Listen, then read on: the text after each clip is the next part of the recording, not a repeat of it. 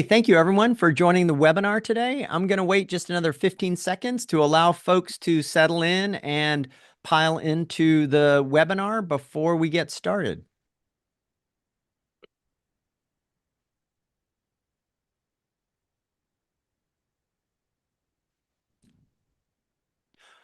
Welcome to today's discussion. How did the Democrats lose Silicon Valley, and should they try to get it back? It's hosted by the Ash Center for Democratic Governance and Innovation. I'm Archon Fung and the faculty director of the Ash Center. Before we begin, I'd like to say that the Ash Center acknowledges that the ancestral land on which Harvard University sits is the traditional territory of the Massachusetts people, and we also recognize the ongoing presence of the neighboring Wampanoag and Nipmuc nations. A couple of logistical points. Today's discussion is being recorded and you'll receive a link afterward. The recording will also be available on the Ash Center's YouTube channel. And please, we encourage your participation. Submit your questions anytime using the Q&A button at the bottom of your screen, and we'll have ample time toward the end to address questions. I'd like to thank and acknowledge our co-sponsor for today's event, the Institute of Politics at Harvard University. Today's conversation is also a special edition of Terms of Engagement, a weekly live stream that I co-host with Stephen Richer. It focuses on democracy and current political events from all sides of the multidimensional political spectrum. Today's talk is also being live streamed to a cohort of Harvard students, faculty, and fellows in person together at the Ash Center, and we'll try to take a couple questions from the live room a little bit later on. Today's topic is the breakup, the marriage, the breakup, and the potential reunion of progressives and Silicon Valley. We have a great person to address all of those dimensions today, who is Van Jones. Van Jones is, of course, a U.S. media personality, social entrepreneur, and one of the country's most prominent and effective advocates for criminal justice reform. He is a three-time New York Times best-selling author and has hosted multiple shows on CNN, including The Van Jones Show and The Redemption Project. Beyond his media work, Van has spent more than 25 years building a large number of organizations to close prison doors and open the doors of opportunity. He co-founded the Ella Baker Center for Human Rights, colorofchange.org, Green for All, Rebuild the Dream, and Dream Corps, as well as initiatives such as Yes We Code, Green for All, and Cut 50. Van played a key role in the campaign for the bipartisan First Step Act of 2018, which the New York Times called the most substantial federal criminal justice reform in a generation. Earlier, he helped champion the Green Jobs Act of 2007 and later served as a Green Jobs advisor in the Obama White House. Van, thanks so much for joining us today and for taking the time. Well, it's an honor to be here, and I'm looking forward to having this conversation. I think it's a very important one. Great. Great. So I wanted to begin with showing this picture. And it's a pretty famous picture taken by a White House photographer. And it shows dinner in 2011 held in Silicon Valley. And in the middle there is the back of President Barack Obama's head. To his left is Steve Jobs. To his right is Mark Zuckerberg. I believe Reed Hastings is also in the picture, as is Eric Schmidt of Google, and Larry Ellison and many others. And in that era, I think it's fair to say that most of the tech leaders in Silicon Valley were on the Democratic side of the ledger, on Team Progressive. You were right there in the middle of that. How would you characterize the relationship between Silicon Valley and progressive leaders at that time? Was it a genuine alliance, or was it a marriage of convenience because Obama was president at the time? Well, I mean, it's hard to know. It certainly felt like a genuine alliance in that you got to remember, Silicon Valley's in California, and there's a certain kind of blue tilt to that state, and Northern California is even bluer than Southern California. So Silicon Valley is in a blue bubble, and at that time, people forget that there was a time when these were just a bunch of kids who were, trying to make all the toys work. And shortly after that picture, a few years after, there's a big outburst of protest. It's called Occupy Wall Street. And it's a bunch of activists who are pissed at the financial collapse. They're pissed at income inequality. They're pissed at all this stuff. They're not pissed at Silicon Valley. Right. It's Occupy Wall Street. It's not Occupy Silicon Valley. In fact, Silicon Valley, in this incredible upsurge of populist anger at the economic order, gets a complete pass because the idea was that Wall Street is cheating. They're bending the rules in their favor. They're ripping everybody off. These kids in Silicon Valley are actually building and they're winning and they're making things. And that's the right way to get rich, is the way that people are doing in Silicon Valley. The wrong way is Wall Street. So this gives you a sense that in those days, this wave of hope coming with Obama after 8 years of Dick Cheney and W and war and torture and all these things that have really upset a lot of Americans. You have this fresh wind blowing in DC with this young president, and this fresh wind blowing in the Oh, yeah. business sector out of Silicon Valley. And so it didn't feel like a marriage of convenience. It felt like the future had arrived. That's yeah, it's hard to remember back then Mhm. because of course, as we'll get to, it feels really different now. Another dimension of that question, it was a little bit later, right? But not, I don't have the timeline quite right, but not too much later that you were doing some startup activities trying to create opportunities for minority, marginal communities, disadvantaged young people, especially in technology. And so, similarly, did you feel like your partners in the Valley were saying, yeah, of course, this is something we need to do? It should be shared opportunity for everybody? Or were they kind of, yeah, Van wants to do that thing. Maybe we could do it. How was it? Was it, again, a marriage of convenience or like Well, genuine alliance? there it's a little bit more mixed. Oh, Um, so by the time you get to 2013, now you're in the second Obama term. Obama has knocked off Mitt Romney, who kind of ran as kind of like Richie Rich, son of privilege, and Obama sort of surfing off of the Occupy Wall Street 99% versus the 1% energy, was able to stop Mitt Romney. Now you're in the second term. By now, the tech sector is getting pretty strong. And it's becoming increasingly clear that the future is going to be disproportionately in the hands of the tech sector.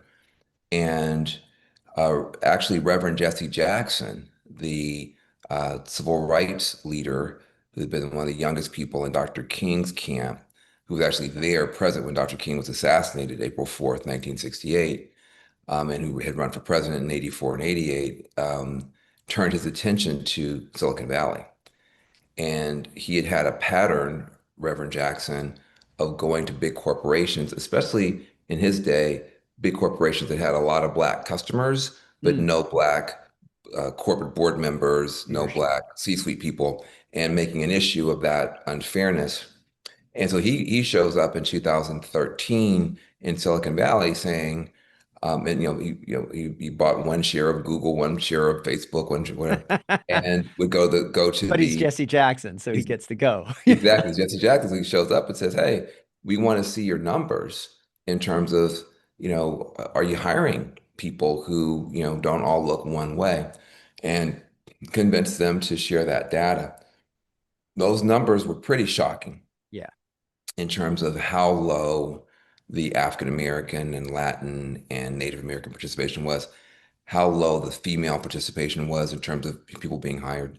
I think And that, that's at every level. That's not just at the yes, C-suite level, right? That's yeah, and I down mean, yeah, to the yeah, software throughout. engineer. Yeah. Yeah, exactly. And some of the companies were trying to throw in like there's security guards and gardeners and everything else, just trying to pad the That's numbers. not okay. Yeah. Yeah.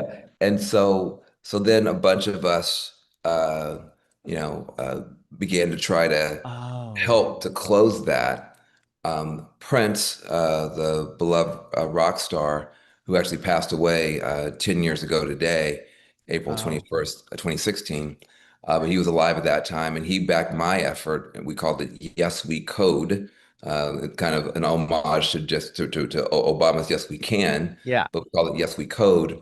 And there were many efforts. There were Black Girls Code, Girls Who Code, Lesbians Who Tech. I mean, there was a whole flowering of organizations at that time to try to partner with Silicon Valley to see if we could get more people prepared and trained and internships, et cetera. And that became a whole kind of a cottage industry.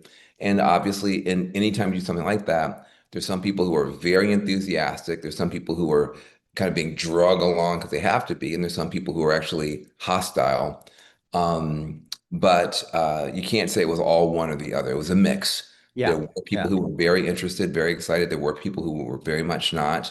But as you begin to move through the Obama years, you're starting to come to a period in time where um, the obvious growing power of technology is being taken more seriously by people who want more inclusion.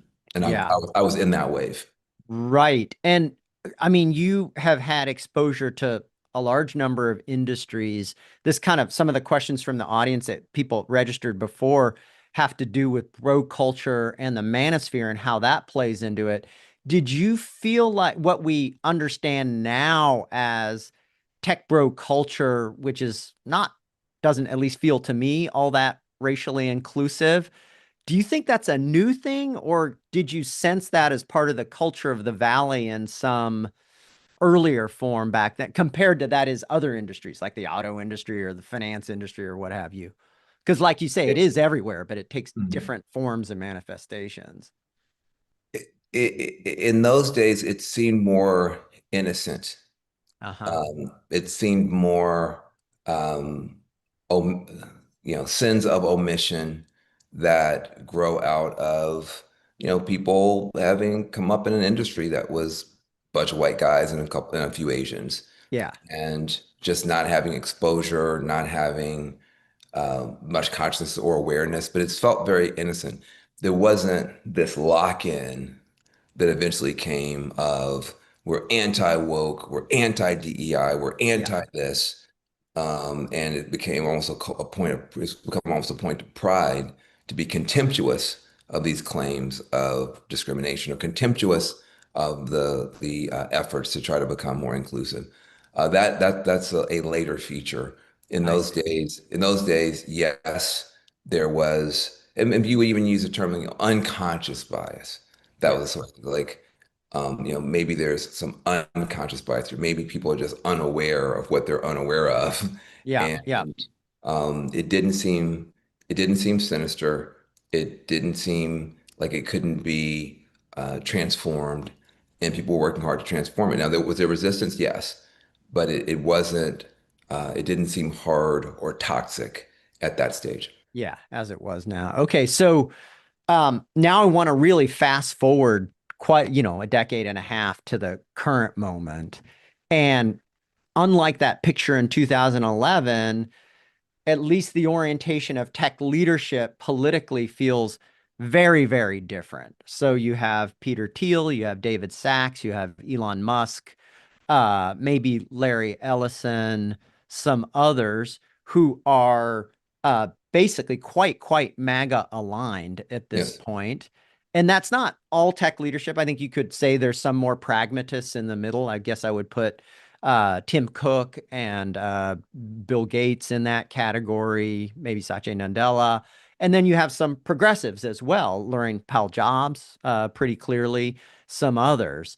And so I think I want to spend most of the rest of our short amount of time together figuring out what caused that transformation, whether it was necessary, and if it would be desirable toward the end for progressives to try to get some of Silicon Valley back, or whether that would be too costly to progressive values. And so, just to put some structure on the discussion, here are three or four kind of suspects that broke up the marriage between progressives and tech leadership. And you may have, and please add some others. I'm sure you have other thoughts as well. These are the ones that occurred to me, right? And so, number one up there is the regulatory left in the Biden administration, especially Lena Khan, other people, the kind of neo-Brandeisians, if you go to law school, kind of coming out and saying, we got to break up big tech, we got to break up the platforms. There's just too much power there. Along with that, on the regulatory left, I think there was a big unforced error in the EV summit, Biden's EV summit, in which Elon Musk was not invited. I understand at the behest of the United Auto Workers. Kind of weird for the person who transformed that industry not to be invited. So that's one category. It's too much regulation, and a bunch of Silicon Valley isn't having it. Another quite different suspect, and going back to the woke part, is woke workforces. I mean, we see that recently in workers and employees at Anthropic and Google not wanting the fruits of their work to be deployed in mass surveillance or automated kill decisions. In interviews, Marc Andreessen has very clearly said, me and my friends, we encountered these Gen X and these millennials who feel like they own the company. They don't own the company. We own the company. And they want all of these things that aren't good. And then a third possibility, which I'm really curious about your thoughts on, is maybe there's a deep libertarianism that was always there. And the more power and wealth it accumulates, the more it's going to come out. And an early statement of this is Peter Thiel in a Cato Institute article says, I just don't believe freedom and democracy are compatible anymore. And then a little bit later, Marc Andreessen, for those of you in the audience who haven't read it, really should read it, his Tech Optimist Manifesto, which is a I don't know, it's a manifesto about how regulation needs to get out of the way for technology and especially AI to develop, because that will be the source of human flourishing in a tech accelerationist future. And that's pretty incompatible with many, many things on the Biden agenda of the, kind of 2020 to 2024. And then finally, later on is maybe AI and data centers that we can get to. But I'm mostly interested in those first three, and then whether you think there are other big forces that we ought to put on the table here in what broke up that progressive big tech marriage. I think there's not much else to say, though I can try to say it in a way that maybe helps the listeners track Yeah. the emotional and human dimension of this. All politics at the end of the day isn't about manifestos. It's not about 10-point plans. It's about people. And I think the things to keep in mind are in 2020, Silicon Valley was very anti-Trump. There was a sense that Trump had really disserved the country. Um, and there was also some real guilt and shame around the Facebook world that maybe they had somehow been hacked or used, the Russians, Cambridge Analytica, whatever it was. Yeah. Somehow social media had handed the country over to someone who, from the point of view of most Californians, was a terrible president. And there was and you can see it in the donation, ratios, political donation ratios, and everything else. Um, the anti-Trump resistance included Silicon Valley in Trump 1.0. Then you get to January 6, 2021, where Trump's supporters attack a joint session of Congress, and uh, possibly would have killed Nancy Pelosi Yeah. on television and had gallows to hang the vice president. And there was just complete shock and withdrawal and horror from the Republicans at that point. Don't forget, at this point, Elon Musk is an Andrew Yang supporting Democrat, That's right. That's right. right? So I had forgotten about that. Yeah. half a decade ago, Yeah. Elon Musk is a Democrat supporting Andrew Yang in the primaries. And the minute January 6th happens, Silicon Valley deplatforms Trump. They throw him off Facebook. Yeah, that's right. He's banned from a bunch of these They throw him social off media Twitter, platforms. That's right. right? Yeah. So there is a wall of opposition to Donald Trump that is then underscored by January 6th. Silicon Valley is anti-Trump territory. How do you get from there 4 years later Right. to Yeah, where? you don't have to go all the way back to 2011 for the marriage, No, right? The marriage lasts quite a long time. yeah. Yeah. So you're so yeah. So you've got to look at that 4 year period and ask how the hell does a party, my party, who up until that point, part of our great strength was that in California, we had not one ATM, but two ATMs. We had Hollywood as an ATM, Yeah. and we had Silicon Valley as an ATM. So we could raise money at the top of the state and the bottom of the state, not just to run state politics, but for the entire party. Yeah. So that everybody in the other 49 states, there's not a single significant politician in the other 49 states who doesn't come through California and hit Silicon Valley and Hollywood for money if they have any standing at all. So in 2021, Silicon Valley is an ATM for the Democratic Party and a firewall against Donald Trump. How do you go from that in a 4 year period In a to what you 4 year have? period. Right. Right. Complete malfeasance on the part of the Democratic Party leadership, especially the Biden White House, combined with this sort of top-down, um, uh, heavy-handedness from the Biden administration, where for the first time, you don't have a Bill Clinton who's very pro-tech or Barack Obama who's very pro-tech. You have an addled Joe Biden who has been surrounded by Elizabeth Warren and Bernie Sanders types because of the way that he got his nomination. Hmm. Uh, you got to rewind the tape. How does Joe Biden wind up with a nomination in 2020?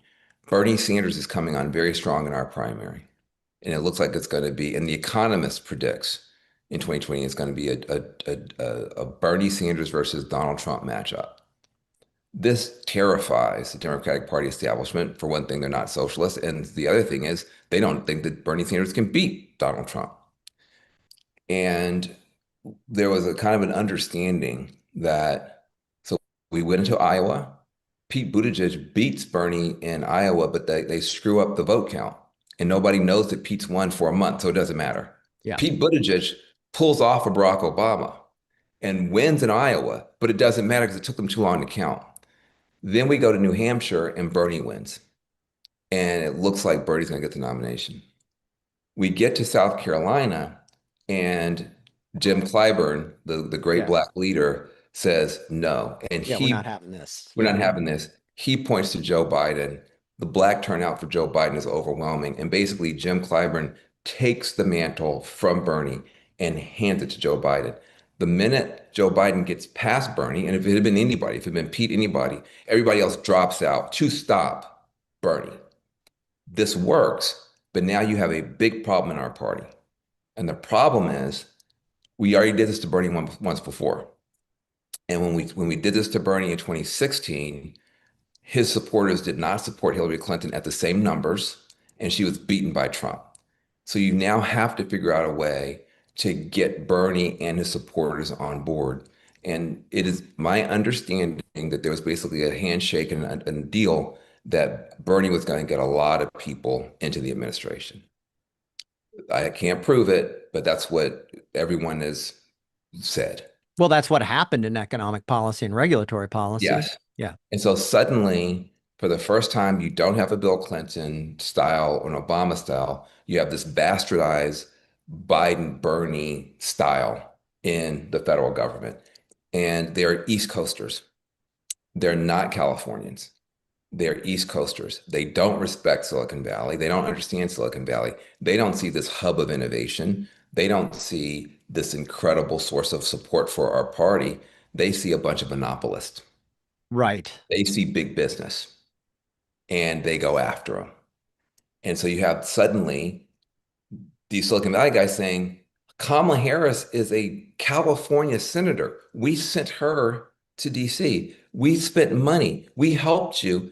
And now you're attacking us from the top down. At the same time, post Mm. 2020, Black Lives Matter, Me Too, all the cultural upsurge post 2020 then starts showing up in the Slack channels of all these companies as well. So they're crushed between this kind of bottom-up woke movement and this top-down regulatory motion. And it makes it very, very difficult for them to stay with us. Right. And up until that point, you have to remember, it's not like everybody was a liberal, but the PayPal mafia was balanced. You had Peter Thiel on the right, you had Reid Hoffman on the left. And Piero those two, Midyar on the left. Yeah. exactly. And so those two forces kind of, and you had Elon Musk on Mars, just Yeah. doing weird stuff. Yeah. So Andrew everything Yang is is a wash for what we're exactly. So talking about. Yeah. everything is balanced. But when Joe Biden insults Elon Musk comes down the side of Peter Thiel. And then when Lena Oh, Khan, interesting. Yeah. right? And then Lena Khan starts harassing and haranguing everything that Andreessen Horowitz is trying to do. And Yeah. whereas before Marc Andreessen was a little bit to the right and maybe Ben was a little bit centered and maybe to the left, now here comes Andreessen Horowitz also in the same column. Now suddenly you're not balanced anymore. It's Reid Hoffman against Peter Thiel, Marc Andreessen, Ben Horowitz, and Elon Musk. Boom. Yeah. It's a complete catastrophe. And it didn't have to be this way. And so then what does that do? That then allows the latent virus that you mentioned, your point number Yeah. The 10. libertarian kind of It, authoritarian Exactly. impulse. That Yeah. that little virus had been there the whole time, but it didn't have the conditions to flourish. But in a situation where you have a top-down regulatory I overreach see. and a Yeah. bottom-up rebellion, that becomes the perfect condition Yeah.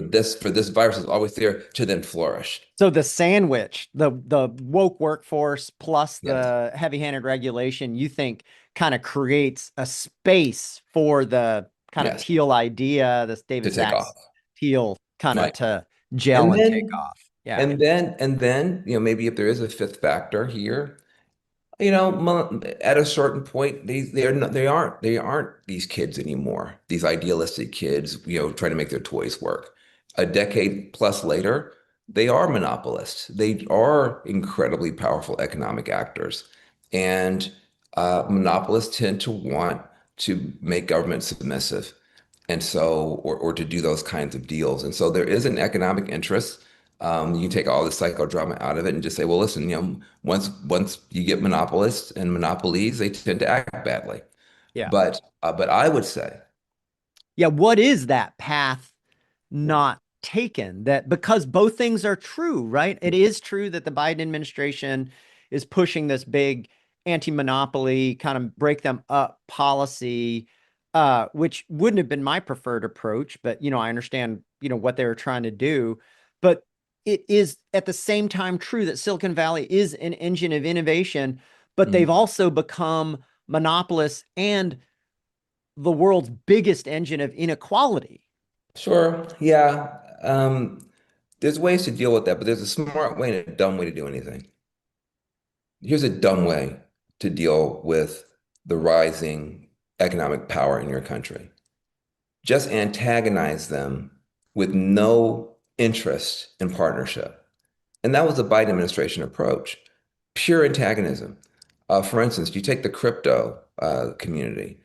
They had the fucking stupidest approach to crypto that you could possibly imagine because the approach of the Biden administration to crypto was to do everything you could to find any crypto project as as a security and therefore illegal. Well, the way that you could handle that is to say, here's our criteria. If your token does this, this, and this, it's a security, and you have to follow these rules. If not, it's not. They never issued guidance. They would just wait. They instead of instead of doing regulation and then allowing the regulation to lead the enforcement, they did regulation by enforcement. They would just wait for somebody to build something and then sue them with no guidance. So, So so what's now the you right way? Yeah, tell us what we're right, supposed to do. exactly. Yeah. And so that's terrible. It's unfair. It's unfair government practice against this nascent industry.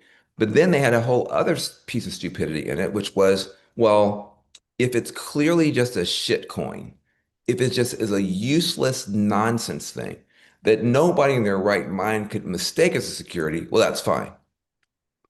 Which means the worst people in crypto had Yeah. a free pass, and the people who were trying to do interesting things all got sued by the government.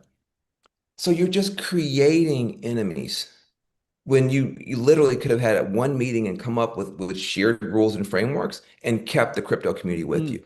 That's why when Donald Trump on the campaign trail in 2024 goes to a crypto convention, says he's going to start firing people in the Biden administration, everybody goes nuts yeah, because they they have been loved it. so oppressed and mistreated by the administration. And so the crypto community swings over to Trump, and that winds up being a big part of his winning coalition. These are the things that are unforced errors done because you have highly ideological people who are geographically distant from the center of innovation in the country Mm, and who are not interested in figuring out how to help them win. They're deliberately trying to make them lose because they're seen as the enemy. So it is not wrong that someone like a Ben Horowitz and a Marc Andreessen and others who are just trying to run their businesses would be very angry with mm, this administration and would not support it coming back into power. Now, it's on them to have gone as far as they've gone, some of them, yeah. and to adopt ideas. I wouldn't put Ben Horowitz in this camp, but some of them have adopted ideas that are just beyond the pale. That's Yeah. their fault. Yes. But there's a condition and a context that Mm, was created by just stupid, weapons grade stupid behavior on mm. the part of the Biden administration. Yeah. So that's super interesting. So I agree, many unforced errors and quite a bit of ignorance, both about the Valley, but also about regulatory history. But I want to push you on the Valley side, right? So I Mhm. think what you're saying is if the Biden folks had been smarter and more knowledgeable, they could have crafted some kind of regulatory structure with crypto, but And now with others. AI, Yeah. back then with social media regulation, that and safety regulation that would have been more sensible, and they left that value on the table. But what do you say to somebody who pushes back and would say, yeah, but um, people in the Valley, they're always going to prefer no regulation to some Sure. regulation. And Absolutely. Sure. so that like Van's value on the table, path not taken with smarter Democrats, that wasn't really available even back then. What do you It's think? just, we will never know, but I just disagree. Yeah, look, sure, everybody would rather just do whatever they want. I mean, that's Yeah. not just, I mean, me and you too. Yeah. That's there's very It's a few people human like, please, condition. Yeah. please give me more Yeah. constriction, more But regulation, but more. I don't have $4 trillion in market cap. Yeah, and so everybody would rather have less regulation than more. But there's always a left, center, and right in anything. Yeah. And you do have people like Reid Hoffman, for instance, who's one of the greatest, business people and one of the greatest business minds, who's a progressive Democrat and who's willing to figure out regulatory and taxation schemes that make sense. Laurene Powell Jobs, probably one of the best people ever born. I mean, you have a lot of good people Yes. who again, there was a balance. And those people, had they been included and brought in, there's always a way to get smart things done. You can always find the unlikely ally. You can always figure it out, but you can't come in saying you're the enemy and I'm going to crush you. Now let's be friends. It doesn't work that way. And so, and I think that one of the things that has happened with the progressives is that we have tended, first of all, we have become so intolerant of other people's intolerance that we've Hmm. become intolerable ourselves. There, there is just a righteousness that we know everything, even though most of us have not run big companies and have not run big countries and have not run big cities, but we run our mouths. And so we think we know everything. We come in with this hectoring, lecturing tone all too often. I've been in those meetings and just cringing in how we're communicating with human beings. And once you start peddling in the disrespect that you say that you're there to oppose, you lose all moral authority. And, Dr. King and those folks figured out pretty early on that there's a way to talk to people that make them want to be with you. Yeah. There's a way to talk to people that make them want to be your enemy. Yeah. And we started getting away from just some basic ancestral wisdom from times when progressives have been much more effective, the FDRs, the MLKs, the RFKs. There is a way. And honestly, it does come down to tone. This is very human. And don't forget, the political class at the top is very small, and the technology class at the top is even smaller. Yes. We're talking about very small handful of egos and interests to manage. And if you can't figure out how to keep literally 50 people with you, that's political malpractice. You Yeah. That's can't then basic blame. politics. That's Yeah. basic politics. You can't then, it's you're dating someone, you're treating them terribly, you're talking to them in a completely rude way, and then they break up with you and they start dating some asshole you don't like. Well, you can blame the asshole, you can blame yourself. And and I think you're better off, looking in the mirror here if you're progressive. And both are true. Right. Yeah. And so looking forward a little bit, it's even harder, I think much harder than it was in 2021 to have that mutual respect, because at least in my view, some of these views are quite reprehensible. I'll still talk. I'll talk to anybody, but still, it's harder to engage in that way. So, what do you think is there a path forward for mending some of these relationships? There's the relational political level. There's also the public policy level of regulating AI so that it doesn't kill us all, or further hyperbolically increase inequality, plus all of the other technology backlog. What do you see as the way forward, given that I think, I'll grant that there was this forking point, and with more skill and more savvy and knowledge, we could have taken a better fork, but we did take the bad fork, and things have gotten wider as a result. So what do you see as the good forward? Look, I mean, tomorrow's not written. It's all just a story, and we can tell a new story right now if we wanted to. Um, Nobody likes the direction that we're headed. The country's getting more divided, more unhappy. Uh, you're seeing just increasing dysfunction and division. Who is anybody happy? Anybody like this?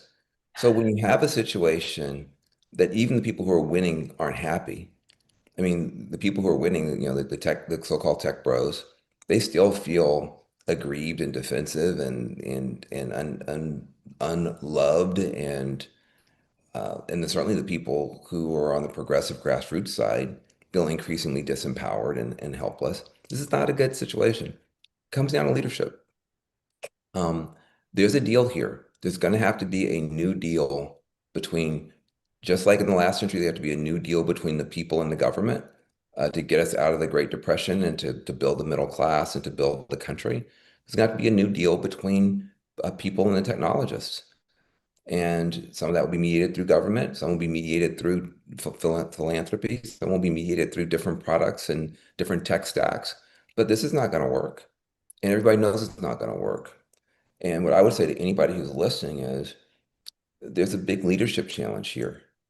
And we are trust fund babies in America. Have been drafting off of the wisdom and success of the World War II and civil rights generations now for half a century. It has been a very long time since we Yeah. produced truly world-class leadership. And and even with all that great leadership, we barely made it out of the last century alive. And we in the last century we had Churchill, we had FDR, we had Mandela, we had just giants in human history, and we barely made it out of the last century alive. It's And true. we are a quarter of the way through this century, and there's nothing remotely on the horizon of the leadership that we need, which means the people who are on this Zoom call need to look in the mirror and ask themselves, can I lead? Can I bridge this gap? Can I bridge this divide? Can I find a way to figure out the enlightened self-interest of the tech sector and reasonable people from other sectors who can come together and come up with a new way forward? Or am I just going to be a loud tribalist screaming that my tribe is right and a righteous victim and everybody else sucks? You have to make a decision at this point. And we have a lot of righteous tribalists as the sink is shipping, as the ship is sinking. And so, that I would say it's in our hands. Literally 5 years ago, Silicon Valley was a center left place and Elon Musk was a Democrat. If you mean, but now, 5 years from now, it has to be hell. No, I don't agree with that. 5 years from now, it could be very different, but it will take leadership. Yeah. So, in a prior part of our discussion, you were really emphasizing the lack of knowledge piece that a bunch of people in the Biden administration didn't really know much about Silicon Valley or the culture or how it operated or the production. And it reminds me, there's a great book by Nick Lehman called Transaction Man. And there's a chapter in it about one of the New Deal architects, and his name is Adolf Burl. And he spent a bunch of years working at GM before he was a new dealer. So he had kind of equal knowledge, a lot of knowledge about, the big tech of the time, which was mass production and GM. And then he was a new dealer. He was, wanted to reform. And out of that, he was one of the central architects of the New Deal, which was not about breaking up the three big car companies into 45 companies. It was about making sure that the big industrial companies cut a great deal with their workforces. And that's, kind of the heart of what was good about the New Deal. And so it would be really great to figure out how to get some leadership to create that path forward on the Yeah. substantive side, for sure. Yeah, look, and I agree, I was looking at some of the comments and stuff like that. And someone said in the comments, "Oh, so Yeah. you're saying that that the main thing is that we didn't cater to big tech enough." Sort of yes, that's what I'm saying. I want to be very clear. I want to be very clear because this is sort of stuff. This is why we can't have nice things. Yes, what I'm saying is that when you are running a country and you have the biggest economic engine in your country and you have relationships with those people and they've helped you win, they deserve a return phone call. They deserve to have their interests taken seriously. They deserve to be regulated fairly. If you want to call that catering to big tech, then yes, treat the biggest economic engine in your country fairly. Take their phone calls, ask them what you can do, and say, listen, I've got concerns. I've got concerns about the way your social media platforms are hurting our children. How can we fix that? I've got concerns. I'm concerned that some of these crypto products are going to bankrupt people. How can we fix that? But you do it in collaboration as much as you can, and then in confrontation when you have to. If you call that catering, yes, it's catering. But if you decide to do it in a confrontational way, which is what the progressives now insist, everything has to be calling out. Everything has to be speaking truth to power. Everything has to be the fight, the fight. Well, then you better win the fight. You better win the fight. Because if you lose the fight, you lose the country, which is what happened. You insist on a fight. You want to turn every Slack channel into Vietnam on every issue every day at the company, to the point that they then fire the DEI head and get rid of a bunch of people. So you want to have a fight all the time, but you don't know how to win the fight. So you now have this pugnacious progressivism that doesn't know how to win. And so some of us who actually have served in government, who've built successful institutions, have to start talking back to this attitude. Yes, you have to cater, if that's what turning one of you. Yes, cater to the people who brought you to the dance and who can take you out. And if you don't do it, then you live in the country you've got right now. Yeah. So I want to emphasize that second part and get you to say more about that. So The first part of your argument is it's the right and smart thing to do. This is the Yes. engine of innovation. Part of America Mhm. needs to be hyper innovative in this way. But what about the fear case? Is that, we're talking about three or four or five of the biggest companies in America, the largest entities on the earth and most powerful. And if they're not on side or at least neutral, you will lose. You just will lose. So that's the political fear. What do you think about that second? Look, it's just look, part of the difference between my generation and progressives is when we came up, it wasn't cool to be a progressive. We came up in Bill Clinton's Democratic Party, which Yeah, was I was very right there with you. centrist, Yeah. Yeah. right? Very centrist. Yes. Um, and, I was fighting Bill Clinton as best I could as a recent law graduate on all the three strikes and 100,000 police and more prisons everywhere. And we had to be very tough. It wasn't trendy. We had to be very tough. We had to be very pragmatic. We had to like learn how to eke out small wins and build small institutions. And now you have people where it's cool to be progressive. It's fashionable. It's trendy. So you can be a great progressive and never have accomplished one thing. Never have won one battle, Yeah. never have gotten one scholarship for one kid, never gotten a single person out of jail, never have passed a single piece of legislation, even at the city level. But you're a progressive. Everybody's got to listen to you and do what you say. On what basis? On what basis? What have you done besides have an opinion that's untested in the fire of politics? The thing about politics is, same thing about politics and business is the same thing. The truth eventually comes out. And if your ideas are so wonderful and so great and so special, you should be able to attract governing majorities. And if you're not able to, that's a problem. You should be able to build durable coalitions. But if you get in power and you destroy the economic basis of your coalition, which is Silicon Valley, which had been Silicon Valley for Democrats for a decade, Yeah. and you replace it with what?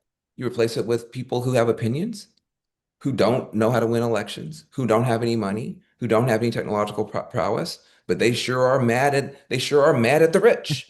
They're mad at the Yeah. billionaires. Well, what good is that in the fight? Yeah.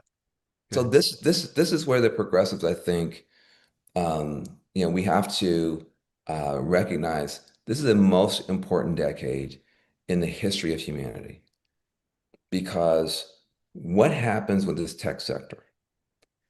If it decides to go totally rogue and crazy and right wing and fascistic, you may not have a humanity that survives that. Left. Yeah. So, are you going to be righteous? Or are you going to be smart? Hmm. Are you going to sit up here and call them names and call them tech bros and racists and toxic and all these different things and feel great about yourself with your little thumb warrior self? Or are you going to say maybe this is not working out as well as we thought? Maybe insulting these people all the time isn't as persuasive as we thought. And maybe there's another path. And that's where leadership comes from. And it's not going to necessarily come from a presidential candidate. We have this civic religion in America where every 4 years we expect the Messiah to come. And so, the president is somehow going to fix everything. This is not that kind of a problem. This is the kind of type of problem where literally one of your students could come up with a great idea, a great policy proposal, or a great technology proposal or something, and drive it forward and change everything, literally change everything. That's the kind of moment that we're in. Mm. And so what we've got to be telling people is we've had enough fighters. Can we have some builders? We've had enough fighters. Can we have some bridgers? Like I think we got a surplus on people who know how to insult people. Yeah. We have a surplus of people who understand rhetoric, but they don't understand results. Yeah. They understand outrage. They don't understand outcomes. And do you want to stay with that? Because it's not working. Now you say, oh, well, Trump's doing terrible. It's going to swing back to us, and then we'll have a chance. That's not what I'm talking about. No, The no. election, you'll keep doing Yeah. Yeah. this for, Yeah. for the Yeah. next Yeah. 20 years. I mean, do you have an answer? Do you have a solution? Do you have something you want to build or a bill you want to pass that you want to build a durable coalition around? If you do, you could make the difference, Mm. but it will not be another 10 years of progressive arrogance. Right. So One of the students, I think probably in the live room, is asking, do you think the Democratic Party risks making the same mistakes of 16 and 20 when it alienated supporters of AOC, of Sanders if AOC emerges as the leading figure in the primaries, right? And then, I mean, it sounds like you think, well, that would be repeating another mistake, which is pissing off the constituency that we've been talking about. So, what do you think is the uh, relatively more positive and negative paths for the Democratic Party? And then, like, based on your last comment, maybe what you're saying is that is not the place to look. That's not where the action is. Look, I don't think AOC is running for president. I think Ro Khanna will probably be the person who runs for president this Oh, time so under would that. that be repeating the Biden mistake, or would it be? I mean, at least he knows Uh, the valley. Yeah. uh, Look, all I'm saying is I don't think it's reasonable to expect AOC to run because Yeah. there's another progressive who's senior to her that could run, and I don't think she wants to run against Ro Khanna. I think she'd probably rather keep her powder dry and try to be the senator in New York. That said, I don't know how this is all going to work out. We have a party that's going to be divided along a number of lines, when foreign policy, AI, a number of lines, and it's going to have to get itself worked out. Again, we have this civic religion where everything comes down to the Messiah that's going to come every 4 years. And I think it's a mistake. I think it's a way of the people who are listening to this have as much power and as much leverage on the future as 15 of the likely presidential candidates who are going to run and not win. What are you going to do? What are what are you going to learn? Who are you going to befriend? What are you going to propose that could make a difference? If you come up with something great, a presidential candidate might pick it up and run with it. How do I know? I was the green jobs guy in 2008. Remember, that my big claim to fame in 2008 was I was helping poor black kids put up solar panels in Oakland, and we called it green jobs, not jails. And Carol Browner and Barack Obama and Nancy Pelosi found out about it, thought it was great. I wound up in the White House. I went directly from the streets of Oakland in 2000, in the early 2000s, 2007, 2008, to the White House in 2009 because I had a proposal. I had an idea. I said we could fight pollution and poverty at the same time by helping low-income people get jobs in solar and wind. By having a proposal, having an idea, George W. Bush signed my bill and Obama hired me, and I had no prior federal experience. So what I'm saying to people who listen here, you can stay on this progressive insult everybody machine, or you can come up with something really cool Mm, that might actually change the history of the country. And that's why I don't take, I mean, that's why I don't like when I'm listening to people who have these nasty attitudes who've never done anything. They've never achieved anything. Literally, they haven't achieved anything on their own campus. They've done nothing. Increasingly, people just tune them out. But when anybody, doesn't matter if they're rich, poor, black, white, or otherwise, if they come forward with a truly brilliant idea, you are in a world where truly brilliant ideas can win. mm. And I would encourage people to focus on that. Yeah. So, uh, a somebody earlier on asked a related question. I'll reframe it. Their question was, how can Democratic candidates seek Silicon Valley support and maintain commitment to labor in the middle class at the same time? And I think what you're saying is, well, you've got to create ideas that do just that. I think the green jobs idea was an idea that did that in its time. And so you're Bridge. looking for similar bridging ideas that, and you believe that, yeah, there's a decent part of Silicon Valley that would still be receptive to such ideas. Listen, yes, 100%. Look, Sam Altman just put out something where he was proposing, some kind of weird data trust and blah, blah, blah. They're not dumb people. Yeah. They understand that we're headed toward riots and revolution if they just grab everything and leave everybody with nothing. But I Do you mean, think that's understood? it's not understood by the libertarian accelerationists, but that's not everybody. Yeah. People, when you talk about people, but you don't talk to them, then you tend to assume the worst of the other side is the majority. That's why all Republicans think that all Democrats are socialists, and most Democrats think Republicans are fascist. Yeah. The reality is those are just very narrow edges most of the time. And so, yes, there are people in Silicon Valley who have terrible ideas and won't be won over by anyone, but there's also people in Silicon Valley that are quite reasonable, but they can't. They're trying to find a partner that doesn't hate them, and Yeah. isn't going to insult them all the time, and isn't going to assume the worst about them. Nobody wants to deal with the attitude that these progressives have. I don't want to deal with it. And I'm not a gazillionaire. I'm just a regular person. I don't want to deal with it. So what I would say is that is there an idea, a set of policies, a set of funds, venture studios, accelerators, incubators? Could you come forward with a proposal that would let the technologists be a partner again to society in distributing some of the abundance they're likely to create? Yeah. If you said that's what I want to do, you would have an unbelievable hearing in technology and an unbelievable hearing in government and an unbelievable hearing in society. If that's what you said you want to do, I want to figure out a way. These robots are going to be working all the time. These bots are going to be working all the time. They are going to create an awful lot of abundance, but it's going to be in too few hands. How do we distribute that abundance in a way that's fair and that makes sense? What's Yeah. the role of government in that? What's the role of the technologists in that? What's the role of philanthropy in that? Is there some whole new thing we haven't thought of? Is there some crypto solution? Is there some? This is a creative conversation. It's an exciting conversation. What is the new deal between technologists and humanity? Yeah. The If you new come nuclear in with deal. an open heart, whoa, sorry. If you come in with an open heart, if you come in with uh, proposals, solutions. Anybody can identify problems and assign blame. Can you identify solutions and build coalition? That's leadership. You now have an entire progressive ecosystem and echo chamber that rewards people for identifying problems and assigning blame. And so people are very muscular when it's time to identify problems and assign blame. They're very muscular. You say, okay, now identify a solution and build a coalition. They're completely anemic. Yeah. There's no reward system for that. They have no idea what you're talking about. And they will quickly go back to insults and cynicism and snark because that's what they've come up in for 10 years. But I'm prior to this 10-year period Yeah. of shitty politics from the left.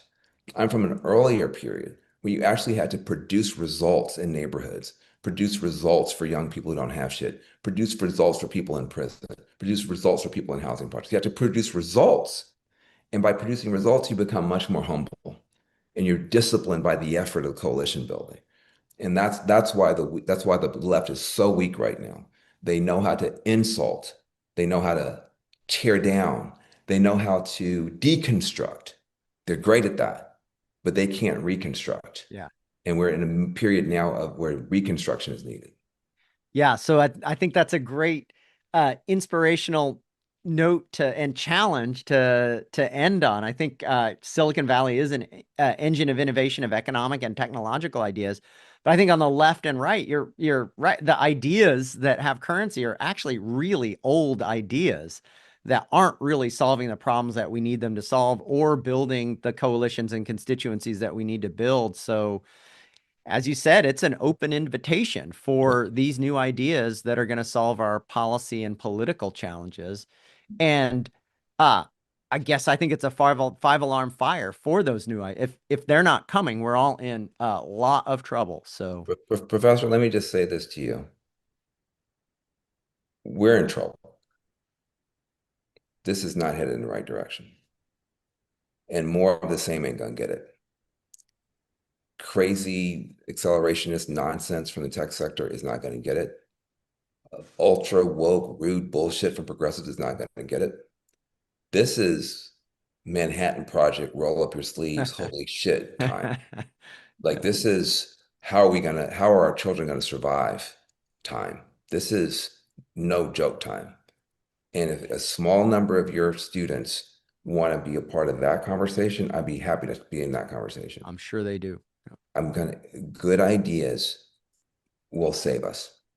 Constructive, positive ideas that can bring people together, not the worst of each group, but the best of each group. There are good people on the progressive left that want to help people get jobs and not wind up immiserated. There are good people in technology who want to use their genius for a better cause than sex parties with cyborgs on Mars or whatever these people are talking about.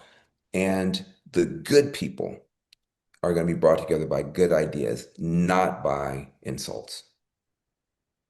Thank you very much. All Thanks right. for your deep experience and insight. I think I've certainly learned a ton and really appreciate you plowing forward on this agenda and challenging us all to be more creative and innovative in ways that Well, are desperately needed. I'm here to help anybody who wants to do something creative, and I appreciate the time with you, and I just admire you so much, and I appreciate the opportunity. So, thank you.